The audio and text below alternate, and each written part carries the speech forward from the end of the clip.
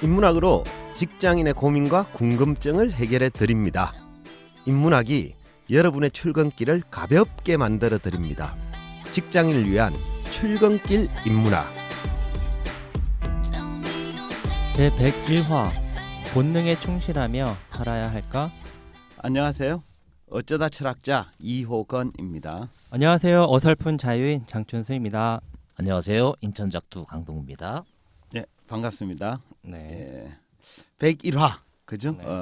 우리가 100화 할 때 이제 소감 이런 것들을 얘기를 한번 쭉 했는데 101화가 되면 이제 또 새로 시작하는 마음으로 뭐 다짐, 각오 뭐 이런 것들이 좀 있을 것 같아요.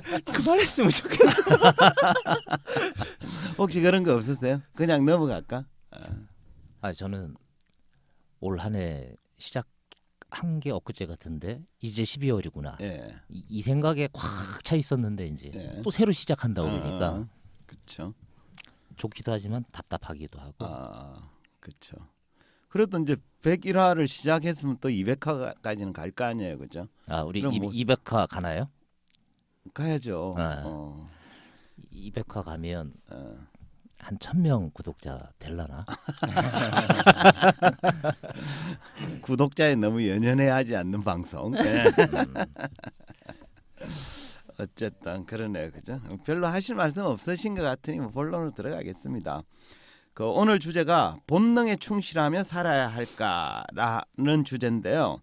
두 분은 살면서 본능에 좀 충실하게 따르며 사는 편입니까? 어떻습니까? 작두님. 제 아들들한테 네. 제 유전자를 물려받지 않았으면 좋겠다 싶은 것들이 몇 개 있어요. 예. 그러니까 그 중에 하나가 본능과 관련된.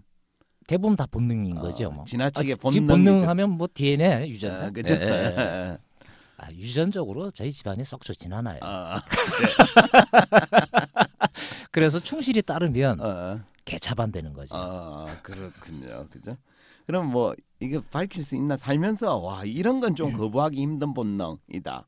예를 들면 뭐 먹는 걸 못 참는다든지 잠을 못 참는다든지 뭐 이런 거 있으세요? 제가 호르몬에 약해요. 예. 그래서 도파민이 분비되는 상황이나 사건에는 여지없이 빠져. 그러네요, 그죠? 자유님은 어떠세요? 본능에 좀 충실히 따르는 편입니까? 되게 경우엔 뭐 그럴 수밖에 없지 않나? 뭐 이런 생각이 드는데 뭐 본능하면 뭐 식욕, 성욕, 수면욕 뭐 이런 정도 아닌가요? 그쵸. 되게 경우에 세 가지 다 약한 것 같아요. 나는 지적 본능이 재수가 없겠군요. 근데 스스로 살면서 이게 본능적 행동인데 억지로 이렇게 좀 자제하거나 거부하거나 뭐 거슬렀던 이런 것들 기억들은 혹시 있으세요? 참지요. 네. 뭘 참았어요? 주로? 이 본능이 그대로 발현이 되고 누군가가 내 모습을 그걸 지켜본다 그러면 이거 부끄러운데 아니면 저 사회적으로 저 새끼 매장해야 되겠는데 뭐 이럴 수 있는 것들이 좀 있으니까 저급한 또는 저속한 그렇죠. 본능 이런 것들은 좀 억지로 제가 원래 지나친 쾌락적인 사람이라 그러네요. 자유님은 어떠세요? 본능을 억지로 좀 거스르며 살았던 기억이나 이런 게 있으세요? 억지로라기보다는 그냥 뭐랄까 말씀하신 것처럼 뭐 성욕이 일어난다고 해가지고 마구잡이로 할 수 있는 건 아니잖아요. 그건 뭐 여러 가지 학습, 문화, 관습에 의해서 제재를 당하는 거고 수면욕은 제가 좀 잠에 또 취약한 것 같아요. 보면 술 마시다 항상 자는 것도 못 견디고. 그러니까 자기 의지대로는 거스르지는 않으나 타인의 제재, 뭐 타인의 시선 이런 것 때문에 그냥 감내하고 이런 것들은 있다. 뭐 이런 말씀 같아요. 그죠? 예전에는 좀 식탐이 많았던 것 같은데 그것들은 좀 많이 없어진 것 같기도 하고. 근데 그렇죠. 누군가 또 그러더라고요. 이 세 가지 주요 욕구를 예를 들어 때로는 식욕이 없을 때도 있고 잠이 안 올 때도 있고 성욕 자체를 못 느낄 때도 있는데 이게 삶에 대한 의욕하고도 관계되는 요소다 이렇게 그렇죠. 얘기를 하더라고요. 네. 어떠세요? 종합적으로 보면 이제 뒤에 이제 본능 얘기를 할 텐데 그냥 딱 느낌적으로 본능에 충실하며 사는 사람이 있고 또 본능을 좀 이렇게 좀 억제하면서 자제하면서 사는 삶이 있는데 어느 쪽이 맞다고 생각하세요? 어느 쪽이 더 낫다? 본능대로 살 수 있으면 편할 것 같긴 한데 예. 그건 짐승이지요. 예, 본능대로만 살면. 본능대로 살면. 그죠? 근데 기본적으로 그런 본능이 요구하는 어떤 욕구들을 대부분 다 이제 어느 정도는 하면서 살잖아요. 예를 들어 뭐 종교적인 이유로 스님이나 뭐 신부님이나 수녀님이나 이런 분들은 특정 영역을 아예 이렇게 규범화시켜서 스스로 못하게 하게 만들어 놓고 사는데 보통 나머지들은 뭐 이렇게 적당히 좀 즐기면서 할 수 있는 한 네. 즐긴다. 네. 그죠? 사실 우리가 본능은 누구나 갖고 있는데 사람마다 이 좀 생각이 달라요. 본능은 최대한 충족시키면서 사는 게 좋다라고 생각하는 사람도 있고 아니다. 대부분 본능 저급하니까 본능은 좀 억제하고 자제하며 살아야 되지. 본능대로만 살면 동물이나 뭐가 다르냐 이렇게 생각하는 사람이 있죠. 그죠? 그래서 오늘은 본능에 충실하며 사는 게 좋은지 본능에 대해서 인문학적 얘기를 좀 할까 합니다. 예. 오늘 그러니까 주제는 본능이죠. 그죠? 우리가 본능하면 떠오르는 영화가 있는데요. 샤론 스톤이 주연했던 영화인데 1992년에 개봉했던 원초적 본능이란 영화가 있습니다. 기억나시나요? 다리 꼬는 것만 기억하죠. 그렇죠. 내용 설명하라 그러면 아무도 못할걸요. 그렇죠? 그냥 다리만 그 봤어. 장면은 딱 떠오르죠. 그죠? 계속 또 패러디가 되고 그렇죠? 그 원초적 본능은 이제 영화 제목 때문이 아니라 원래부터 그 모든 본능은 기본적으로 원초적입니다. 본능이란 선천적으로 타고나는 그 무엇이거든요. 그러니까 본능이란 태어난 후에 경험이나 교육과는 무관하게 인간이라면 누구나 가지고 태어나는 감정이나 충동을 말합니다. 따라서 모든 본능은 원초적일 수밖에 없습니다. 근데 본능에는 두 가지가 있어요. 개체 본능이라는 게 있고 종족 본능이라는 게 있습니다. 개체 본능은 개별 생명체가 자기 자신을 유지하려는 본능을 말합니다.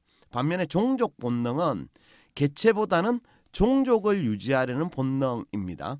일반적으로 인간은 개체 본능과 종족 본능 중에 어느 쪽 본능이 더 강할까요? 뭐 개체 본능이 좀 더 강하지 않을까요? 그죠? 여기에 대해서는 뭐 사람마다 좀 다를 수 있는데 제가 바로 답을 하기 전에 이해를 돕기 예를 한번 들어볼게요. 여기 몇 대에 걸쳐서 의사를 쭉 해온 집안에 아들이 둘 있어요. 근데 아버지는 당연히 자식들도 가문의 전통을 이어서 의사가 되기를 원합니다. 이 상황에서 첫째 아들은 자기가 하고 싶은 일이 있음에도 불구하고 가문의 전통을 잇기 위해서 의사가 되었어요. 하지만 둘째 아들은 부모의 바람에도 불구하고 자기가 하고 싶었던 음악의 길을 가기로 선택했습니다. 두 사람 중에 누가 개체 본능에 충실한 사람일까요? 둘째 아닐까요? 당연히 둘째죠. 그죠? 물론 뭐 직업 선택이 본능이냐 이렇게 질문하면 뭐 좀 논의의 여지가 있긴 합니다만 좀 단순화시켜서 구분하면 자기 욕망보다는 가문의 영광을 우선시하여 의사가 되기로 결정한 첫 번째 아들은 종족 본능에 충실한 케이스죠. 반면에 가문의 전통보다는 자기가 하고 싶은 일을 먼저 생각하는 둘째 아들은 개체 본능에 충실했다 이렇게 볼 수 있습니다. 그럼 두 사람 중에 누가 더 행복하게 살까요? 제가 보긴 큰아들인데. 그죠? 이건 이제 경제적인 문제가 고려가 된 거죠. 근데 둘째 아들도 음악으로 굉장히 성공을 하면 의사보다 더 행복할 수 있지 않을까요? 그죠? 음악으로 성공하기 힘들 거예요. 그죠? 이게 이제 종족 본능에 이렇게 물들여진 사람들의 판단일 수 있는데요. 행복은 참 가늠하기는 그렇죠? 어렵죠. 그러니까 예. 행복에 영향을 미치는 요소가 예, 굉장히 많아서 단순히 이 정보만 가지고는 판단하기 어렵지만 욕망 충족이라는 측면으로만 보면 둘째가 행복할 가능성이 확률이 더 높습니다. 개체 본능에 충실한 둘째는 자기의 의지에 따라 자신의 욕망에 충실했기 때문입니다.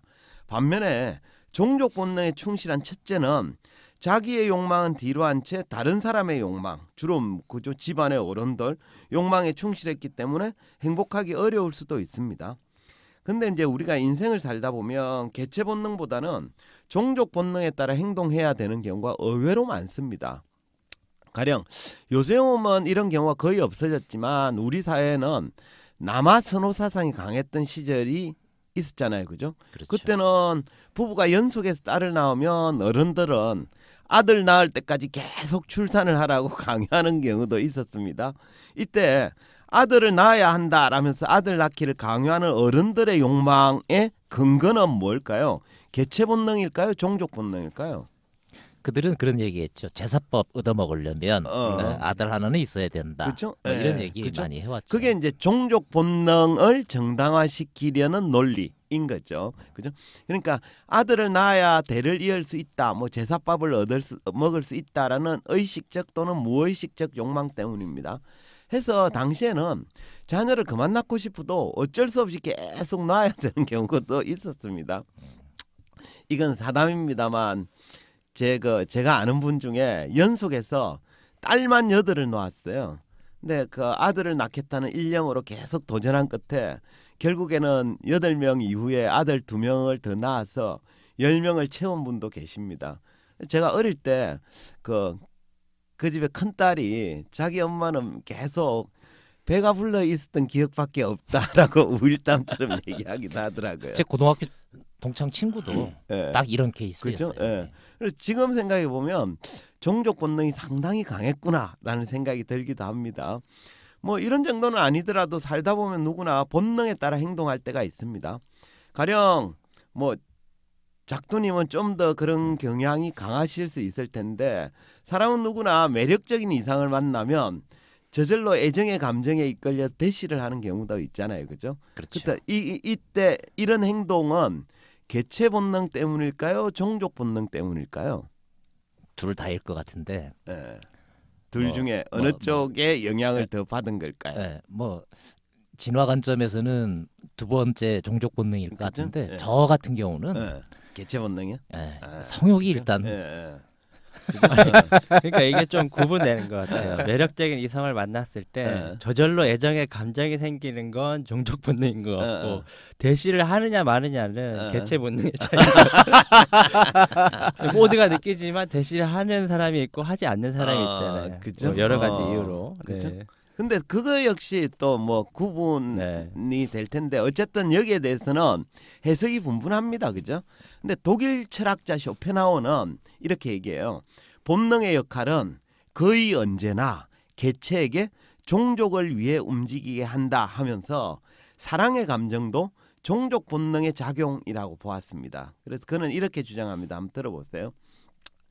자기 이상에 맞는 아름다운 여성을 발견하면 남성은 미칠 듯한 정열을 일으키는데 이 정열도 따지고 보면 종족의 의지다. 그러니까 쇼펜하우어가 말하는 종족의 의지가 바로 종족 본능에 해당합니다. 그러니까 쇼펜하우어에 따르면 사람들이 이성에게 끌리는 건 자신의 의지가 아니라 앞으로 태어날 2세 때문에 생겨난 감정인데 정작 당사자는 그런 사실을 모르고 있다는 거예요. 그 근본은 이거다 그렇죠. 이거죠. 이때 본능은 종족을 보존하기 위한 목적을 이루기 위해서 개체한테 환상을 심어주어서 개체를 기만하는데 개체는 그 환상에 미혹되어서 사실은 종족을 위한 일임에도 불구하고 마치 자기의 행복인 것처럼 오인하게 된다는 거예요. 그러니까 사랑이나 성의 본능도 자신의 의지가 아니라 종족 유지 본능의 일환으로 행해진다라는 건데요. 이런 쇼펜하우어의 주장 동의되십니까? 뭐 전 굉장히 많이 동의되는 부분이 있는 것 같아요. 네네. 그래서 종족의 의지를 실현해서 2세가 태어나고 나면 사랑이 시들해지는 거죠. 이미 할 일을 마쳤구만. 이러면서. 그렇죠. 맞습니다. 그죠? 근데 이제 이게 사실이라면 좀 서글픈 생각도 들기도 하죠. 그죠? 네. 그래서 저는 뭐 쇼펜하우어 주장일 뿐이니까 너무 심각하게 받아들일 필요는 없다고 생각합니다.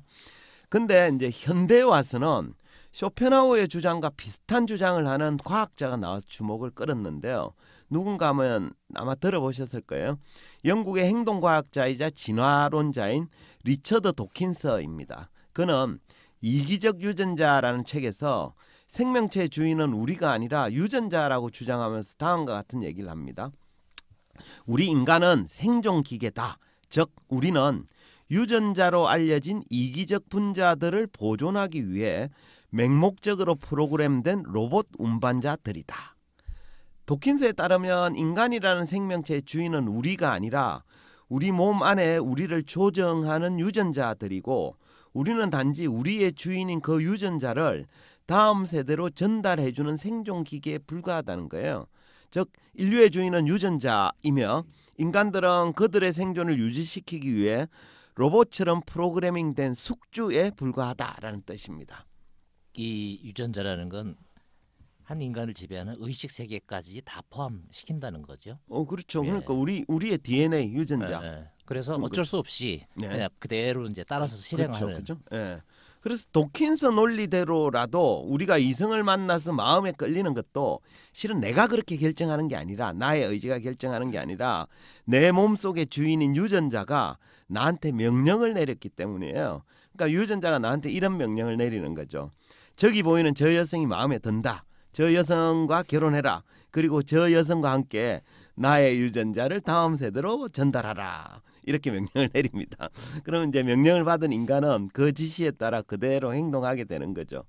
결국 우리가 사랑에 빠지고 그죠? 결혼을 하고 아이를 낳는 것도 당사자의 의지가 아니라 유전자가 내린 명령의 결과라는 거죠. 이런 도킨스 주장에 대해 어떤 기분이 드시나요?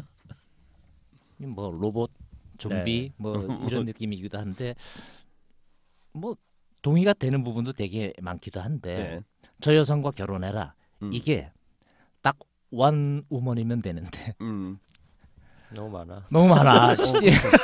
그것도 유전자 입장에서는 유전자인 우리에게 명령을 내리는 유전자 입장에서는 자기의 숙주가 도덕적으로 비난을 받든 말든 그건 생각 안 하는 거죠. 어쨌든 많은 자기의 유전자를 다음 세대로 퍼뜨리기만 하면 좋은 거죠.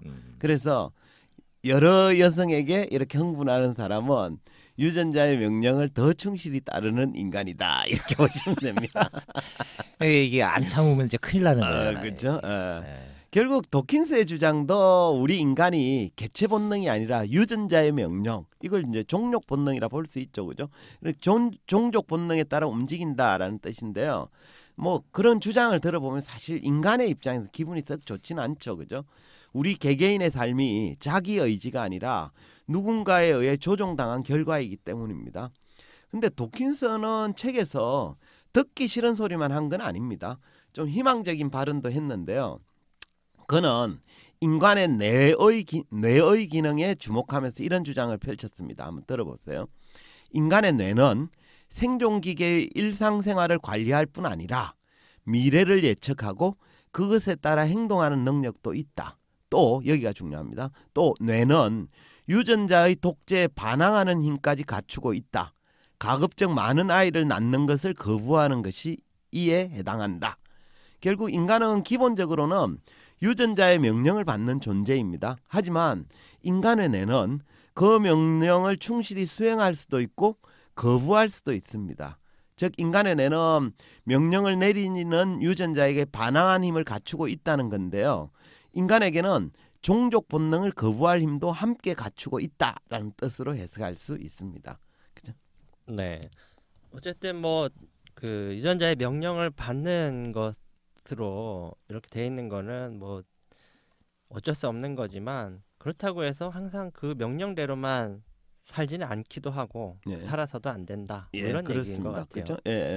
도킨스는 인간을 연구하면서 우리의 선택에는 자기의 의지보다 유전자의 명령, 즉 종족 본능이 개입할 가능성 이런 걸 주장한 거예요. 하지만 한편으로는 종족 본능이 내리는 명령에 무작정 따라서는 안 된다라는 입장입니다. 그는 이 상태를 의식의 진화라고 표현을 했는데요. 저는 이기적 유전자라는 책에서 이 부분이 제일 중요한 대목이라고 생각을 합니다. 11장의 마지막 부분인데요. 제가 한번 읽어볼게요. 우리는 유전자의 기계로 만들어졌고 밈의 기계로 자라났다. 그러나 우리에게는 우리의 창조자, 여기서 창조자가 유전자입니다. 창조자에게 대항할 힘이 있다. 이 지구에서는 우리 인간만이 유일하게 이기적인 자기 복제자의 폭정에 반역할 수 있다. 결국 인간만이 유전자의 명령을 거부할 수 있는 능력을 가졌다는 거예요. 다시 말해 종족 본능이 아니라 개체 본능을 우선시하며 살 수 있는 존재가 바로 인간이라는 거죠. 따라서 우리 인간들은 우리 인간만이 가진 소중한 능력을 좀 마음껏 발휘하면서 살아야 합니다. 각자 나는 종족 본능과 개체 본능 중에 어느 쪽에 더 충실하며 살고 있는지 이런 것들을 좀 생각해 볼 필요가 있겠다. 이런 말씀을 드리고 싶네요. 네. 기본적으로는 유전자를 따라가는 네. 이런 프로그램과 같은 게 인간의 모습일 수도 있지만 네.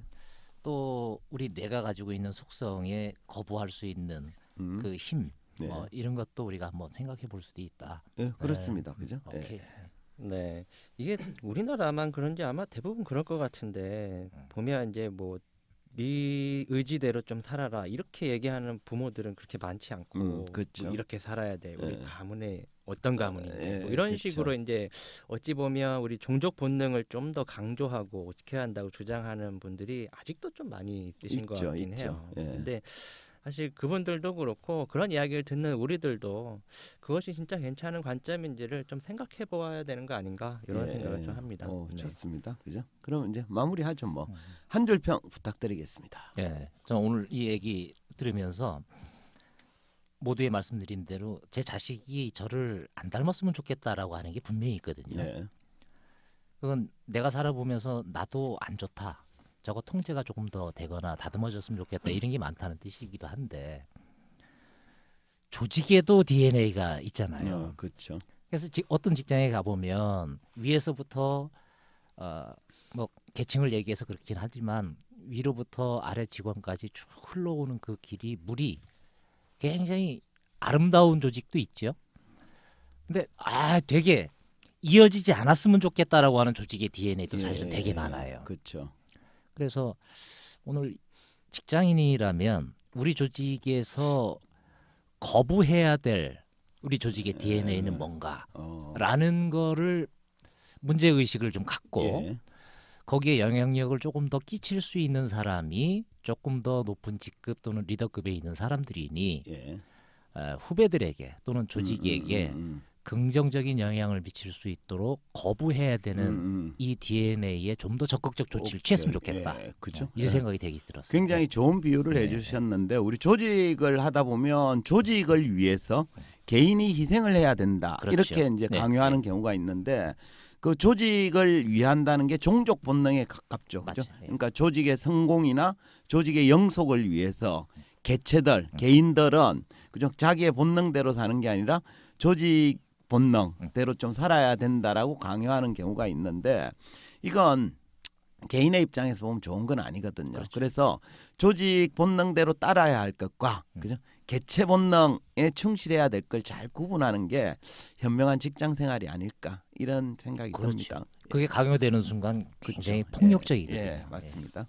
자유인님 한 줄평 부탁드립니다. 네, 전 좀 개인적으로 이렇게 정리해봤는데요. 본능에 충실하라. 하지만 그 본능은 네 것이어야 된다. 오케이, 좋습니다. 그죠? 그래서 본능에 충실하되 그 개체 본능도 그죠? 좀 살려가면서 해야 된다라는 말씀을 하시는 것 같네요. 그죠? 좋습니다. 오늘은 본능에 충실하며 살아야 할까라는 주제로 이야기했습니다. 인간은 누구나 원초적 본능을 가지고 있으며 우리는 알게 모르게 본능에 충실하며 살아가기도 합니다. 근데 인간이 가지고 있는 본능에는 개체 본능과 종족 본능 두 가지가 있습니다. 철학자 쇼펜하우어에 따르면 인간의 본능은 언제나 개체에게 종족을 위해 움직이게 만든다고 보았습니다. 진화론자인 리처드 도킨스는 모든 인간의 주인은 유전자이며 인간은 유전자의 지시를 따르는 로봇이라면서 인간에게는 자기도 모르게 자신을 조정하는 존재가 있음을 주장하였습니다. 둘 다 개인의 의지보다는 유전자의 명령이나 종족 본능이 개입할 가능성을 인정한 것입니다. 하지만 도킨스는 생명체 중에서 유일하게 인간만이 유전자의 명령을 거부할 수 있는 능력을 가졌다고 보았습니다. 즉 인간만이 종족 본능이 아니라 개체 본능을 우선시하며 살 수 있다는 뜻인데요. 때문에 본능대로 사는 것이 아니라 때로는 인간만이 가진 소중한 능력을 마음껏 발휘하면서 사는 것도 좋지 않을까 싶습니다. 이것으로 직장인을 위한 출근길 인문학 제101화를 마치도록 하겠습니다. 저희는 다음 시간에 다시 찾아뵙겠습니다. 네, 감사합니다. 감사합니다. 감사합니다.